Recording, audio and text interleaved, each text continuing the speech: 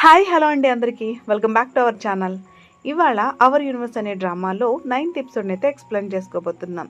ఈ last part తాత హంజుపై attack చేయబోతున్న సీన్ దగ్గర నుంచి స్టార్ట్ అవుతుంది. కానీ చివరి క్షణంలో ఆగిపోతాడు. తర్వాత తనను తాను జస్టిఫై చేసుకోవడం స్టార్ట్ చేస్తాడు. ఇది నా రైట్ కూడా కదా, ఇది నా కొడుకు ఇల్లు, ఇది అతని రూమ్, నేను ఇక్కడ నుండి ఏదైనా తీసుకున్నా తప్పేంటి, ఫ్యామిలీ అనేది ఒకరికొకరు హెల్ప్ చేసుకోవాలి అంటాడు. ఇది విని హంజుకి చాలా కోపం వస్తుంది. ఇదే కదా మీ అసలు స్వరూపం, మీరు ఇక్కడ దొంగతనం చేస్తున్నారు అంటుంది. యూజు ఇన్సూరెన్స్ మీద కూడా హక్కు కూడా చూపించాలనుకుంటున్నారు అంటుంది. అప్పుడు తాత చెప్పే మాటలు ఇంకా షాక్ ఇస్తాయి. నీకు కూడా షేర్ కావాలంటే తీసుకో, యూజుని కూడా తీసుకో, మనం నలుగురం పంచుకుందాం అంటాడు. ఇది విని హంజుకి చాలా చిరాగ్గా అనిపిస్తోంది. చనిపోయిన తన కొడుకు రూమ్లోనే వస్తువులు దొంగలిస్తున్నాడు అని. ఆమె ఆ వస్తువులు తీసుకోవడానికి ప్రయత్నిస్తే తాత కోపంతో ఆమెపై దాడి కూడా చేశాడు. ఆమెకు గాయం అవుతుంది. ఇంకోసారి అటాక్ చేయబోతున్నప్పుడు తాయాంగ్ అక్కడికి వస్తాడు. అతను హంజుకు షీల్డ్లో నిలబడి తనకి గాయాలు చేసుకుంటాడు. తర్వాత సీన్లో తాయాంగ్ తన డాడ్ని పోలీస్ స్టేషన్కి తీసుకెళ్తాడు. అతనికి పాత క్రిమినల్ రికార్డ్ కూడా ఉండడంతో వెంటనే అరెస్ట్ చేసేస్తారు. పోలీసులు ఇతను చాలా ఫ్రాడ్ కదా, చాలా ఫ్రాడ్ కేసులు ఉన్నాయి, మీరెలా నమ్మారు అని అడుగుతారు. తాయాంగ్ చాలా షేమ్ ఫీల్ అవుతాడు. కానీ అతనికి తనకంటే హంజు గురించి ఎక్కువ టెన్షన్. హంజు చేతికి చిన్న గాయం అవుతుంది. సో బ్యాండేజ్ కూడా కట్టించుకుంటుంది. ఈ కారణంగా ఆఫీస్ కూడా లీవ్ తీసుకోవాల్సి వస్తుంది. ఆఫీస్లో యున్ సింగ్ అనుమానం పడతాడు. హంజు లీవ్ తీసుకుంది, తాయాంగ్ కూడా మీటింగ్కి రాలేదు అని. ఏదో ఉంది, బట్ ఇద్దరు దాస్తున్నారు అనుకుంటాడు.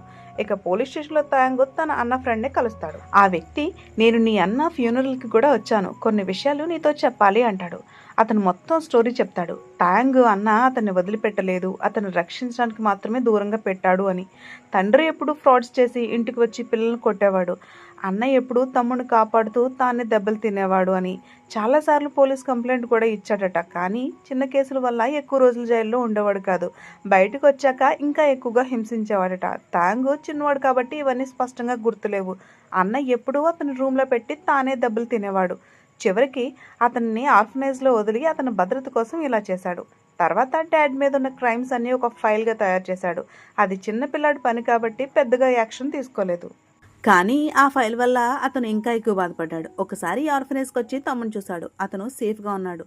కానీ అన్న మాత్రం గాయాలతో బాధపడుతూ కనిపించాడు. ఇవన్నీ చూసిన తర్వాత తాయాంగ్కు అర్థమవుతుంది, నా అన్న తప్పు చేయలేదు, అతనికి తన కారణాలు ఉన్నాయి అని.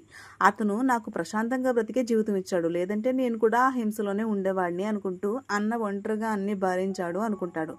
ఇప్పటివరకు తన డాడ్పై కోపంగా ఉన్న తాయాంగ్ ఇప్పుడు తన అన్నని అర్థం చేసుకుంటాడు. తర్వాత మొదటిసారి తన అన్న రూమ్లోకి వెళ్తాడు. అక్కడ అన్నీ చల్లా చెదురుగా ఉంటాయి.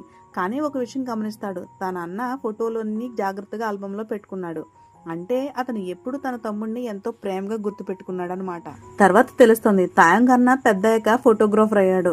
తన ప్రతి అచీవ్మెంట్ని కూడా ఆల్బంలో జాగ్రత్తగా సేవ్ చేసుకున్నాడు. ఇక హంజు ఇంటికి తిరిగి వస్తుంది. తాయాంగ్తో మాట్లాడాలని అనుకుంటుంది. కానీ తాయాంగ్ని చూస్తే చాలా షేమ్ ఫీల్ అవుతున్నట్టు అంటుంది.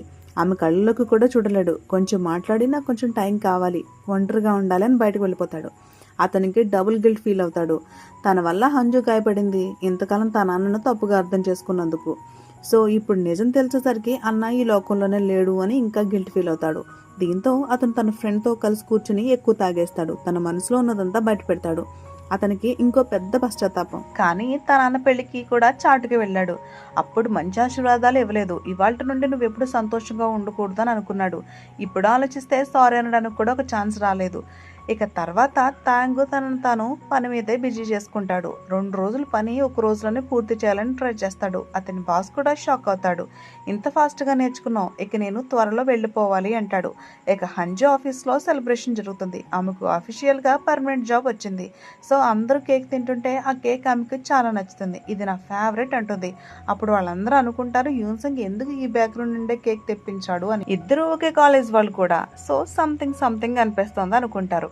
ఇంతలో ఒక కొలీగ్ చేయి తగిలితే హంజు నొప్పితో వెంటనే రియాక్ట్ అవుతుంది. అప్పుడే యున్ సింగ్కి తెలుస్తుంది ఆమె చేతికి గాయం ఉంది అని. అతను వెంటనే గమనిస్తాడు, ఇన్ని రోజులు ఫుల్ స్లీవ్స్ వేసుకుని దాచిపెడుతోంది అని. తర్వాత హంజు తన బెస్ట్ ఫ్రెండ్తో మాట్లాడుతుంది. ఇటీవల తాయాంగ్ చాలా మారిపోయాడు, లేట్గా వస్తున్నాడు, నాతో కూడా సరిగా మాట్లాడడం లేదు అంటుంది. అప్పుడు ఆమె ఫ్రెండ్, మీరు ఫ్యామిలీలకు కలిసి యూజిన్ చూసుకుంటున్నారు కదా, ఇప్పుడు అతనికి కష్టం ఉంది, సో నువ్వే ముందు వెళ్ళి మాట్లాడాలి అంటుంది. ఇక యున్ సింగ్ ఆ ఫ్రెండ్ని అడుగుతాడు, ఆమె చేతికి గాయం ఉంది, నాకు అడిగితే ఫ్యామిలీ మ్యాటర్ అని చెప్పింది, కానీ ఏదో తేడాకుంది అంటాడు. మొదట ఆమె చెప్పదు, కానీ చివరికి మొత్తం విషయం చెప్పేస్తుంది. ఇది విని నేబర్స్ కూడా షాక్ అవుతారు.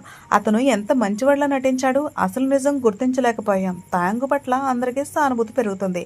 అతను చాలా బరువు తగ్గిపోతాడు. లోపల నుండి కంప్లీట్గా బ్రేక్ అయిపోయినట్లు కనిపిస్తాడు. ఒకరోజు హంజు డిన్నర్ రెడీ చేస్తుంది. తాయాంగ్ని కూర్చోబెట్టి అంటుంది, మనం ఫ్యామిలీ కదా, మనసులో ఉన్నదంతా చెప్పొచ్చు కదా అని అడుగుతుంది. కానీ తాయాంగ్ ఇంకా ఓపెన్ అవ్వలేడు. ఆమె కళ్ళలోకి సరిగా చూడలేడు కూడా.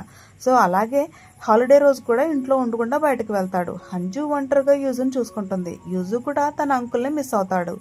ఇంతలో యున్సింగ్ వస్తాడు ఆమెకు హెల్ప్ చేయడానికి. యూజుతో కూడా చాలా బాగా కలిసిపోతాడు. అతని కుకింగ్ స్కిల్స్ చూసి హంజు షాక్ అవుతుంది. ఇద్దరు కలిసి యూజుతో ఆడుకుంటారు. పార్కు కూడా తీసుకెళ్తారు. చివరిగా యున్సింగ్ ఒక సీక్రెట్ చెప్తాడు. తాను కూడా ఒకప్పుడు ఆర్ఫనేజ్లోనే పెరిగాడు అని, చిన్నపిల్లల్ని చూసుకోవడం తన బాధ్యతగా ఉండేది అని చెప్తాడు. అందుకే అతను బేబీ సిట్టింగ్ చాలా బాగా చేస్తాడు. తర్వాత ఒక రిచ్ అండ్ కేరింగ్ ఫ్యామిలీ అతన్ని దత్తత తీసుకుంటుంది. ఇప్పుడు వాళ్ళకి ఒక్కడే కొడుకు. అతని జీవితంలో చాలా సాధించాడు. ఇంకా ఒక ఇంపార్టెంట్ విషయం, యున్సింగ్కి ఇక్కడికి రాకముందే తాయాంగ్ని కలిశాడు. ఇక్కడ స్టోరీ ఇంకో ఇంటెన్స్ టర్న్ తీసుకోబోతుంది. యున్సింగ్ ముందే తాయాంగ్కి చెప్పాడు, నీ వల్లే హంజు 2 సార్లు ప్రమాదంలో పడింది. నువ్వు నిజంగా ఆమెను కేర్ చేస్తున్నావా లేక ఆమెపై ఒక బర్డెన్ అవుతున్నావా అని అడుగుతాడు. నువ్వు ఆమె దగ్గర ఉంటే ఆమెకు మళ్ళీ మళ్ళీ ప్రమాదం వస్తుంది. దయచేసి ఆమె నుండి దూరంగా ఉండు అంటాడు. ఇదే కారణంగా హంజు డిన్నర్ పెట్టి మాట్లాడాలని ప్రయత్నించినప్పుడు కూడా తాయాంగ్ ఏం క్లియర్ చేయలేదు. తర్వాత తాయాంగ్ జైలుకు వెళ్ళి తన డాడీని కలుస్తాడు. అతనికి స్ట్రాంగ్ వార్నింగ్ ఇస్తాడు. ఇక్కడ నుండి బయటకు వచ్చిన తర్వాత నా ముందు కనిపించకు, హంజు లేదా యూజు దగ్గరకు వచ్చినట్టు తెలిసిన చంపేస్తాను అంటాడు. కానీ అతని డాడ్ ఇంకా అదే అహంకారంతో, ఇదేనా కలికాలం అంటే, కొడుకు తండ్రితో ఇలా మాట్లాడుతున్నాడు అంటాడు. తర్వాత తాయాంగ్ తన అన్న మెమోరియల్ దగ్గరికి వెళ్తాడు. అక్కడ నిలబడి ఇలా అంటాడు, నన్ను క్షమించు అన్నా, నువ్వు నాకు ఎంత చేసావో చెప్పడానికి మాటలు లేవు, కానీ నీకు సారీ చెప్పాలి అంటాడు. అక్కడే ఒక పెద్ద నిర్ణయం కూడా తీసుకుంటాడు, హంజు అండ్ యూజ్ లైఫ్ నుండే వెళ్ళిపోవాలని. ఎందుకంటే యున్సింగ్ మాటలు అతని మీద చాలా ప్రభావం చూపించాయి. తాయాంగ్ హంజు దగ్గరికి వచ్చి ఇలా చెప్తాడు, నేను ఇక్కడి నుండి వెళ్ళిపోతున్నాను. 1 నెల ఉండాలని అనుకున్నా, ఎక్కువ రోజులు ఉండిపోయాను అంటాడు. హంజు బాధతో మనం ఫ్యామిలీ కదా, కలిసి యూజ్ని పెంచుకోవాలి కదా అంటుంది. అప్పుడు తాయాంగ్ కోపంగా, ఏంటి ఫ్యామిలీ? నా ఫ్యామిలీ ఏంటో నీకు తెలుసా? నన్ను వదిలేసిన తండ్రి తర్వాత వచ్చి మళ్ళీ దాచుకోవడానికి ప్రయత్నించాడు. మీకు కూడా నష్టం చేశాడు. అలాంటి ఫ్యామిలీ చూసిన నేను ఎలా మంచి ఫ్యామిలీ అవుతాను? నేను కూడా మీకు ప్రమాదమే. ఇలా కావాలని హార్ష్గా మాట్లాడి హంజును దూరం చేసుకుంటాడు. తర్వాత తను కొత్త అపార్ట్మెంట్కి వెళ్తాడు. అది అతని డ్రీమ్ హౌస్ అయినా అక్కడ అతనికి హ్యాపీ అని అనిపించదు. అతనికి ఎక్కువగా గుర్తొచ్చేది యూజు. వెళ్లే ముందు యూజుతో చెప్తాడు, నేను నిన్ను వదిలిపెట్టడం లేదు, నేను నిన్ను తరచూ చూడడానికి వస్తాను, మనం కలిసి ఫన్ ట్రిప్స్కి వెళ్దాం అంటాడు. మనమిద్దరమే ఎప్పటికీ ఫ్రెండ్సే, నేను నీ చాచు, ఇది మర్చిపోకు అంటాడు. ఇక మరో side BS food company team ఫోటోషూట్కి వెళ్తుంది. రూట్లో అందరూ నిద్రపోతారు. యున్సింగ్ మాత్రం హంజుకి క్యాండీ ఇస్తాడు నిద్రపోకుండా. ఆమెకి తానే ఫీడ్ చేస్తాడు. ఈ సీన్లో ఒక కొలీగ్ చూస్తాడు.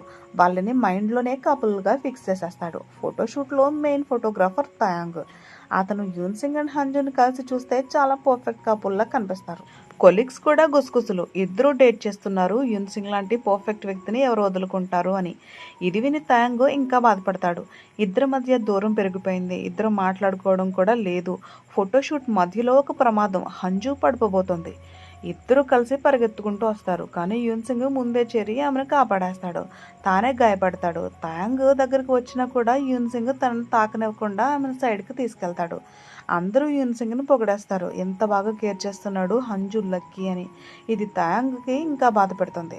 ఇక ఫన్ సీన్ ఏంటంటే, Taeyang team and Yunsing team couple debate. ఒకరు అంటారు తాయాంగ్తోనే బెటర్ కపుల్ అని, మరొకరు యున్సింగ్తో పర్ఫెక్ట్ అని. చివరికి మేనేజర్ గెలుస్తాడు. నేను మ్యారీడ్, నాకు తెలిసిన బెస్ట్ కపుల్ ఎవరో అంటాడు. కొన్ని రోజుల తర్వాత యూజు డే కేర్లో ఒక ఈవెంట్ ఉంటుంది. అందులో ఇద్దరు పేరెంట్స్ రావాలి. సెకండ్ పేరెంట్గా తాయాంగ్ పేరు ఉంది. హంజు అతను పిలవాలా అనుకుంటుంది, కానీ కాల్ చేయదు. ఈవెంట్కి వెళ్ళినప్పుడు అక్కడ చాలా గ్రాండ్గా ఏర్పాట్లు ఉంటాయి. అందరూ ఫ్యామిలీతో వచ్చారు, గిఫ్ట్లు, బొకేలు అన్నీ తీసుకొని. కానీ యూజు మాత్రం చిన్న బొకేతో తన ఆంటీ ఎదురుగా ఒంటరిగా నిలబడి ఉంటాడు. హంజుకి చాలా బాధగా అనిపిస్తుంది. ఇంతలో యూజు ఎవరినో చూసి పరిగెత్తుకుంటూ వెళ్తాడు. ఆ వ్యక్తి ఎవరో కాదు, యున్సింగ్. అతను టైంకి వచ్చి ఈవెంట్కి అటెండ్ అవుతాడు. ఇప్పుడు అసలు ట్విస్ట్ పాయింట్ ఇది. హంజు ఎవరిని ఎంచుకుంటుంది? Yunsing, perfect man. Taeyang, emotional connection. ఇది తెలుసుకోవాలంటే స్టే కనెక్టెడ్. మీకు మా వీడియో నచ్చినట్లయితే లైక్ చేయండి, షేర్ చేయండి, సబ్స్క్రైబ్ చేసుకోండి. Thank you for watching.